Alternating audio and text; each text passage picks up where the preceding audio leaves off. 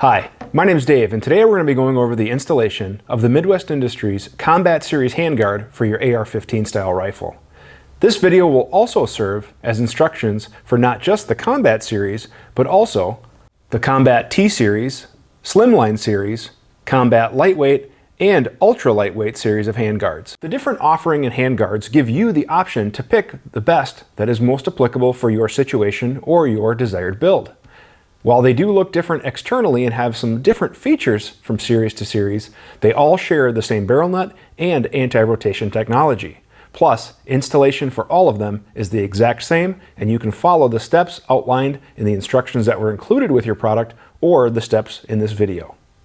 If any part of this video doesn't make sense to you, or you don't feel comfortable performing the work, don't hesitate to seek the assistance of a qualified gunsmith or armorer to assist you. The Combat Rail M-LOK is an excellent upgrade for your AR-15. It offers increased accuracy with a free-floating handguard. All of the Combat Rail M-LOK models feature a top Picatinny rail that is continuous the entire length of the rail. This is the same height as the upper receiver. QD sockets on both sides of the rail are present, and the rail features 7 rows of M-LOK slots that wrap around the rail, giving you virtually 360-degree mounting options for the accessory of your choice. Integrated anti-rotation tabs are also standard and interface with any mil-spec dimension upper receiver. The rail was designed to interface with mil-spec dimension upper receivers or billet upper receivers that follow mil-spec external dimensions. If you have a different style of upper receiver or a billet receiver that does not adhere to those dimensions, the rail may not be compatible or modification may be required. The Combat Rail M-LOK barrel nut is also available in a titanium version for users looking for the ultimate lightweight build. The Combat Rail is available in 13 different lengths to accommodate virtually every type of configuration or build on the market. The available lengths are 4.5, 6, 7, 8, 9.25, 9.5, 10.5, 11.5, 12.65, 13.375, 14, 15, and 17 inches. From the shortest of pistol or SBR builds to precision or varmint rigs, there is a rail that will meet your needs. Before we begin the installation process, let's go over the required tools and supplies needed to perform the installation. First, you will need a vise and an upper receiver fixture capable of holding your upper receiver so we can apply the proper amount of torque to the muzzle device and barrel nut. You will also need an armorer's wrench and any other tools required to remove your current rifle's muzzle device, gas block, and barrel nut. Depending on the configuration of your rifle, you may need additional or specialty tools for that removal. The included barrel nut wrench and a foot-pound torque wrench with a half-inch drive capable of tightening to 40 foot-pounds. The included 5/32 and 1/8-inch hex keys, or you can use a bit and driver system as shown here. An inch-pound torque driver capable of tightening 40 inch-pounds, a degreasing agent such as denatured alcohol, aeroshell grease or an appropriate anti-seize, and some swabs and small patches or rags. We will now put a list of all the required tools and supplies on the screen. Feel free to pause the video if you would like to take notes. Now we're going to go over the parts of the rail so you know how they fit in the installation process and we can prep them for the installation. We begin by removing the 2 socket head cap screws, and then we can turn the rail over to release the torque plate. It is important not to lose these parts. Do not lose the torque plate or the 2 socket head cap screws. We can now remove the barrel nut and set that aside. Now we are going to prepare and degrease all of the hardware for installation. Degrease the external surface of the barrel nut and the interior surface of the handguard that interfaces with the barrel nut. The first step when working with any firearm is to verify that the firearm is unloaded and our work surface is clear of any ammunition. Make sure there are no magazines or ammunition present in your work surface, and remove a magazine and stow it if one is present. We can now lock the bolt back to the rear, and we can check the magwell, loading area, and chamber, and verify that the firearm is unloaded. We can now proceed. Now we are going to field strip the rifle. We are going to separate the upper receiver from the lower receiver, and we are going to remove the bolt carrier group and charging handle. We can then secure the upper receiver in our vise and fixture, and we are going to remove the muzzle device, existing rail or handguard, gas block, and barrel nut.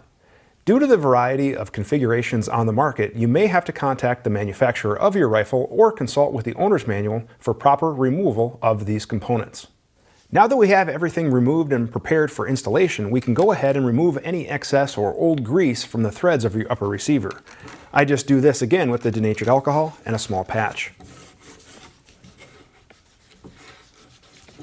If this is a new build, you can apply a small amount of the grease to the external portion of the barrel extension.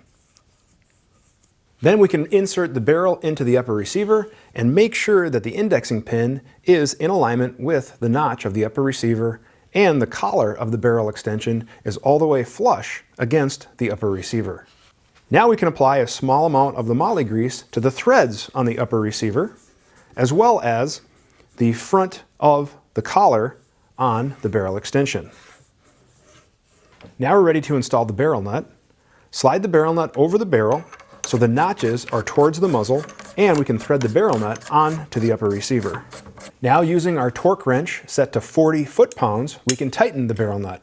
Notice that the proper alignment of the barrel nut wrench on the torque wrench is at a 90-degree angle for proper torque angle. This ensures that you don't over-tighten your barrel nut.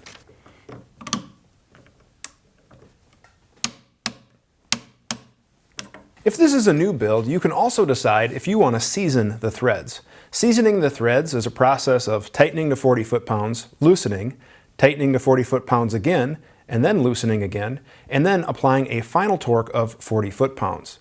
There is some controversy on the internet and other discussions over whether this process is necessary, but ultimately it's up to you to decide if you want to season the threads or just apply an initial torque of 40 foot-pounds and move on.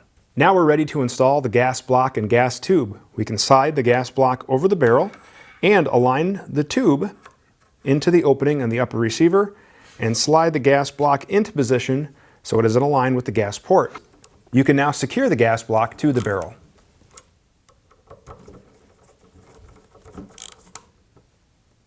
Now we're ready to put the rail onto the upper receiver. Carefully align the rail over the barrel nut, and then we can make sure that the anti-rotation tabs are in alignment with the upper receiver and it slides back flush as shown. Verify the rail is in alignment with the upper receiver and you can make any adjustments as necessary. Now we're ready to install the torque plate. Install the torque plate as shown so the tab of the torque plate interfaces with the groove of the barrel nut that is visible by looking from the bottom of the rail. If it is installed properly, the torque plate will be flush with the bottom of the mounting surface, and you can see that the holes allow the bolts to pass through. Additionally, none of the torque plate is showing in the forward portion. If you installed the torque plate backwards, you can see that some of the torque plate is visible here. This is incorrect. Install the torque plate as shown. Install the socket head cap screws into the rail. Now using the 5/32 hex key or driver system, you can snug down both of the screws. I'm just going to snug down both screws and I'm not going to apply my final torque yet. I'm going to verify that the rail is still in alignment with the upper receiver, and then I can continue to tighten the two screws evenly.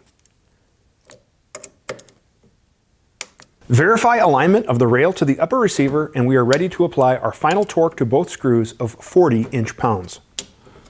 I'm just going to do a final confirmation, making sure that the rail is in alignment with the upper receiver, which it is, and it looks great. Now you can reinstall your muzzle device. Now we can reassemble our upper receiver group and rifle to perform our function checks. Install the charging handle and bolt carrier group into the upper receiver and attach the upper receiver to the lower receiver. You can now perform your function checks to make sure that the installation was complete. We want to verify that there's no movement or play, verify that the rail is in alignment with the upper receiver, and the rifle is functioning as it should. Installation of the Combat Rail M-LOK is now complete. Again, if any part of the installation process doesn't make sense to you, or you don't feel comfortable performing any part of the process, don't hesitate to seek the assistance of a qualified gunsmith or armorer to assist you. Additionally, you can also contact the technical support team online or via telephone with any other questions you may have. Thank you very much for watching and have a great day.